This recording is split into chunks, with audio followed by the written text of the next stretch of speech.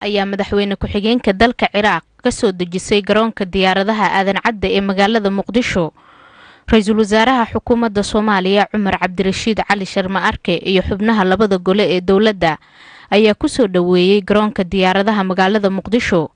Ra'iisul Wasaaraha Xukuumadda Soomaaliya iyo madaxweyne ku-xigeenka dawladda Ciraaq Iyad Calaawi ayaa kulan ku wada yeeshay gudaha aeroboorka waxaana ay ka wada hadleen xiriirka Soomaaliya iyo Ciraaq. Ra'iisul Wasaaraha Soomaaliya ayaa hadallo soo dhaweyn ah u jeediyay madaxweyne ku-xigeenka Ciraaq. Calaawi halkan ugu yimid booqasho gaaban runtii inaan ka wada hadalno sidii ay hadda dawladda Ciraaq iyo Soomaaliya xiriirkooda u sii xoojin lahaayeen. runtii wax badan oo hadda dawladdan ay martay ama isku waqti aan ahayn dhib badan hadda ayagana soo gaaray annagana soo gaaray runtii inaan wadaagno khibradaheena iyo sidii loogu tallaabsan karo dhibaatooyinka la soo maray marka ku faraxsanahay oo soo dhaweynayna madaxweynaha waxaan rajaynayaa insha Allah inta uu joogo in aan uu guul ku dhameysto wada hadalkeena gudaheeda marka waan ku soo dhaweynayaa. intaasi kadib wafdigii ka socday dalka Ciraaq ayaa tagay aqalka baarlamaanka waxaana halkaasi ku sugnaa xubnaha golaha baarlamaanka oo kulan ku wada qaadanayay.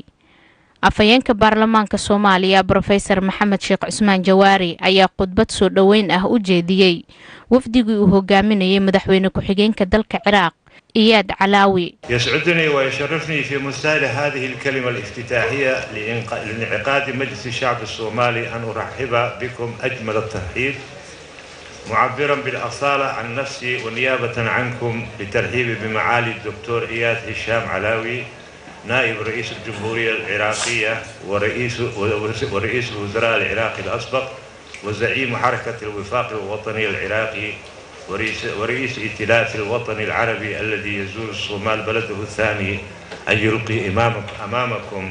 ugu dambeyntiina madaxweyne ku-xigeenka dawladda dalkaasi Ciraaq Iyad Calaawi ayaa xubnaha golaha shacabka u jeediyay hadallo kooban oo ku aadan xiriirka u dhaxeeya Soomaaliya iyo Ciraaq.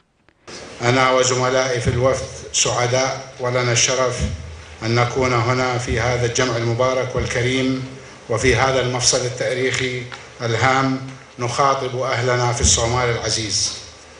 لقد كون الصومال العزيز وشعبه العريق عبر الزمن معلما مهما في ترسيخ الأخوة العربية وكذلك في جغرافيته السياسية المتميزة حيث هو إطالة واسعة للعرب على المحيط الهندي والخاصرة الجنوبية الغربية للأمة العربية وحارس باب المندب مفتاح البحر الأحمر على المحيط الهندي.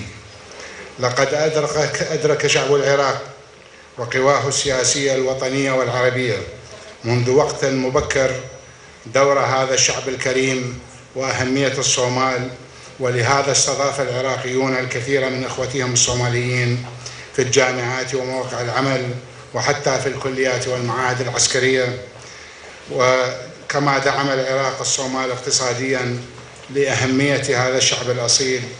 لول حسين علمي Universal TV